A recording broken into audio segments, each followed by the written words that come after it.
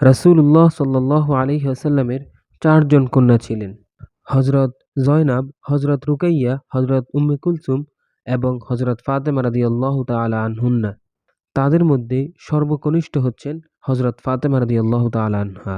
তিনি নবীজি সাল্লাল্লাহু আলাইহি ওয়াসাল্লামের সবচেয়ে আদরের কন্যা ছিলেন। তার বয়স কম হওয়া সত্ত্বেও তিনি ছিলেন অত্যন্ত সাহসী। তিনি তিনার বাবাকে খুবই আদর যত্ন করতেন। বাবার প্রতি খুব খেয়াল রাখতেন। একদা রাসূলুল্লাহ সাল্লাল্লাহু আলাইহি ওয়াসাল্লাম কাবার নিকট নামাজ পড়ছিলেন। এ সময় কাফের সর্দার আবু জাহেল উদ্বুদ্ধ করার কারণে এক ব্যক্তি ছাগলের নাড়িভুড়ি নিয়ে এসে রাসূলুল্লাহ সাল্লাল্লাহু আলাইহি ওয়াসাল্লাম যখন সিজদায় যান, তখন সে রাসূল সাল্লাল্লাহু আলাইহি ওয়াসাল্লামের ঘাড়ের উপর তা রেখে দেয়। কেউ একজন এই সংবাদ হযরত ফাতেমা রাদিয়াল্লাহু তাআলা আনহাকে জানান। ফাতেমা রাদিয়াল্লাহু তাআলা আনহা দৌড়ে ছুটে আসেন এবং আপন পিতার ঘাড় থেকে নাড়িভুড়ি নামান এবং কুফফারদের নিন্দা করেন। রাসূল সাল্লাল্লাহু আলাইহি ওয়াসাল্লাম ফাতেমা রাদিয়াল্লাহু তাআলা আনহাকে খুব ভালোবাসতেন। ফাতেমা রাদিয়াল্লাহু তাআলা আনহা যখন রাসূলুল্লাহ সাল্লাল্লাহু আলাইহি ওয়াসাল্লামের নিকট আসতেন, তখন রাসূল সাল্লাল্লাহু আলাইহি ওয়াসাল্লাম দাঁড়িয়ে যেতেন, তাকে চুমু খেতেন, মোবারকবাদ জানাতেন।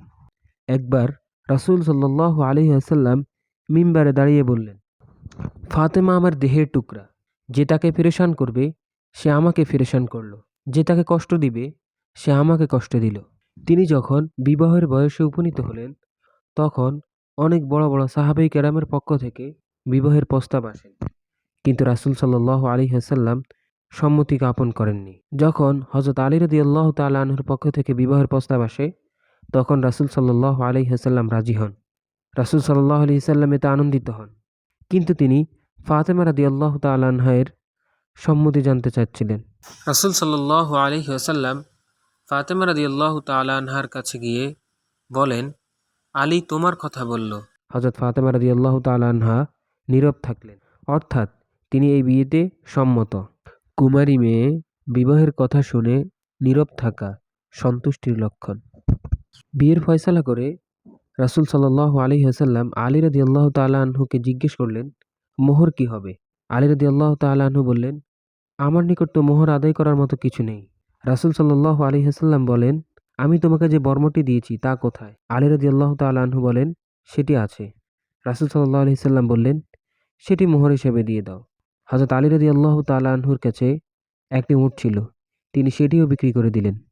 বর্মা এবং উট উভয়টির মূল্য মোহর হিসাবে আদায় করেন, যার পরিমাণ ছিল 480 দিরহাম। বর্তমানে 480 দিরহামের যে মূল্য হয়, সেটিকে আমরা মোহরে ফাতেমি হিসাবে জেনে থাকি।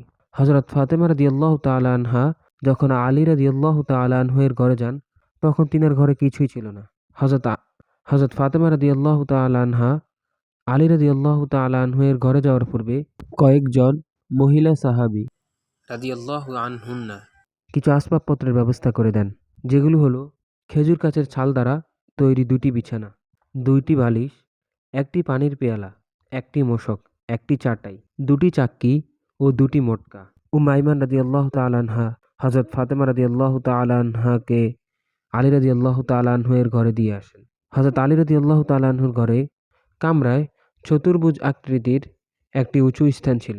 সেখানে দুম্বার চামড়া বিছিয়ে হযরত আলী রাদিয়াল্লাহু তাআলা আনহু এবং হযরত ফাতেমা রাদিয়াল্লাহু তাআলা আনহা শয়ন করতেন। সে একই চামড়া দিয়েই দিনের বেলা উটনীকে খাবার দিতেন, আবার এতে করেই ঘরের পানি আনা হতো। হযরত ফাতেমা রাদিয়াল্লাহু তাআলা আনহা এর কোলজোড়ে 5 জন সন্তান আসে, 3 জন ছেলে 2 জন মেয়ে। ছেলেরা হচ্ছেন হযরত হাসান রাদিয়াল্লাহু তাআলা আনহু, হযরত হুসাইন রাদিয়াল্লাহু তাআলা আনহু, হযরত মুহসিন রাদিয়াল্লাহু তাআলা আনহু। মেয়েরা হলেন হযরত উম্মে কুলসুম রাদিয়াল্লাহু তাআলা আনহা, হযরত জয়নাব রাদিয়াল্লাহু তাআলা আনহা। দু জাহানের সর্দার হযরত রাসূল সাল্লাল্লাহু আলাইহি ওয়াসাল্লামের কন্যা হওয়া সত্ত্বেও হযরত ফাতেমা রাদিয়াল্লাহু তাআলা আনহা সহজ সরল জীবন যাপন করতেন। নিজেই নিজের ঘরের কাজ আঞ্জাম দিতেন, নিজেই নিজের ঘর পরিষ্কার করতেন, চুলা জ্বালিয়ে খানা রান্না করতেন, কূপ থেকে পানির মশক ভরে আনতেন। এজন্য তার শরীরে দাগ পড়ে গিয়েছিল। নিজেই চাক্কি চালিয়ে আটা পিষতেন, যার ফলে তার হাতে দাগ পড়ে গিয়েছিল। হযরত ফাতেমা রাদিয়াল্লাহু তাআলা আনহা এর ঘরের কাজ আঞ্জাম দিতে খুব কষ্ট হচ্ছিল, তাই তিনার একজন সেবকের প্রয়োজন ছিল। একবার রাসূলুল্লাহ সাল্লাল্লাহু আলাইহি ওয়াসাল্লামের কাছে কিছু গোলাম আসলো।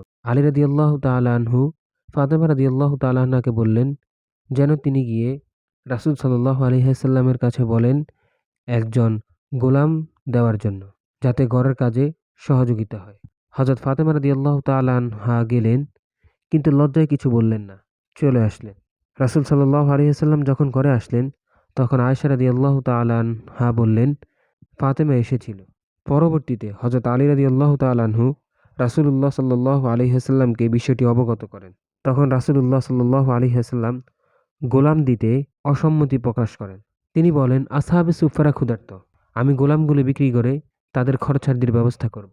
রাতে তিনি হযরত ফাতেমা রাদিয়াল্লাহু তাআলা আনহার ঘরে যান। মেয়েকে বলেন, তুমি আমার কাছে যা চেয়েছিলে, আমি কি তোমাকে এর চেয়ে উত্তম জিনিস বলে দিব না? শোয়ার সময় তুমি ৩৩ বার সুবহানাল্লাহ, ৩৩ বার আলহামদুলিল্লাহ এবং ৩৪ বার আল্লাহু আকবার পড়বে। এটা তোমার জন্য সহযোগী খাদেমের চেয়েও উত্তম হবে। হযরত ফাতেমা রাদিয়াল্লাহু তাআলা আনহা বলেন, আমি আল্লাহ এবং তার রাসূলের প্রতি সন্তুষ্ট আছি। রাসূলুল্লাহ সাল্লাল্লাহু আলাইহি ওয়াসাল্লাম আপন কন্যা ফাতেমাকে যে তাসবিহ শিক্ষা দিয়েছিলেন, ৩৩ বার সুবহানাল্লাহ, ৩৩ বার আলহামদুলিল্লাহ, ৩৪ বার আল্লাহু আকবার, এটাকে বলা হয় তাসবিহে ফাতিমি। হযরত ফাতেমা রাদিয়াল্লাহু তাআলা আনহা চালচলন এবং কথাবার্তায় রাসূলুল্লাহ সাল্লাল্লাহু আলাইহি ওয়াসাল্লামের অধিক সামঞ্জস্যশীল ছিলেন। হযরত আয়েশা রাদিয়াল্লাহু তাআলা আনহা বলেন, রাসূলুল্লাহ সাল্লাল্লাহু আলাইহি ওয়াসাল্লামের সাথে কথাবার্তায় ফাতেমার চাইতে অধিক সামঞ্জস্যশীল কাউকে আমি দেখিনি। তিনি আরও বলেছেন, তার চালচলন পুরোপুরি রাসূলুল্লাহ সাল্লাল্লাহু আলাইহি ওয়াসাল্লামের মতো ছিল। হযরত ফাতেমা রাদিয়াল্লাহু তাআলা আনহা হলেন জান্নাতি নারীদের সর্দার। এক রাতে রাসূলুল্লাহ সাল্লাল্লাহু আলাইহি ওয়াসাল্লাম বলেন, এখনো এক ফেরেশতা আমার কাছে অবতরণ করেছে, যে কিনা পৃথিবীতে আর অবতরণ করেনি। সে তার প্রভুর অনুমতি নিয়ে আমার কাছে এসেছে, আমাকে সালাম জানিয়েছে এবং বলেছে ফাতেমা হবে জান্নাতি নারীদের সর্দার, আর হাসান হোসাইন হবে জান্নাতি যুবকদের সর্দার। রাসূলুল্লাহ সাল্লাল্লাহু আলাইহি ওয়াসাল্লামের মৃত্যুতে হযরত ফাতেমা রাদিয়াল্লাহু তাআলা আনহা খুবই মর্মাহত হন। তিনি এতটাই শোকাহত হন যে তিনি অসুস্থ হয়ে পড়েন। রাসূলুল্লাহ সাল্লাল্লাহু আলাইহি ওয়াসাল্লামের মৃত্যুর পর তিনাকে কখনো হাসতে দেখা যায়নি। তিনি সবসময় একটি কবিতা বলতেন, সব্বাত আলাইয়া মাসাইবুন লাউ আন্নাহা সব্বাত আলাল আইয়ামি সিরনা লায়ালিয়া। আমার উপর যে বিপদ আপতিত হয়েছে, তা যদি দিনের উপর হতো, তাহলে দিন রাতে পরিণত হয়ে যেত। রাসূলুল্লাহ সাল্লাল্লাহু আলাইহি ওয়াসাল্লামের মৃত্যুর ৬ মাস পর হযরত ফাতেমা রাদিয়াল্লাহু তাআলা আনহা ইহকাল ত্যাগ করেন। আল্লাহ তাআলা উম্মার সমস্ত মেয়েদের হযরত ফাতেমা রাদিয়াল্লাহু তাআলা আনহা এর মতো হওয়ার তৌফিক দান করুন। আমিন।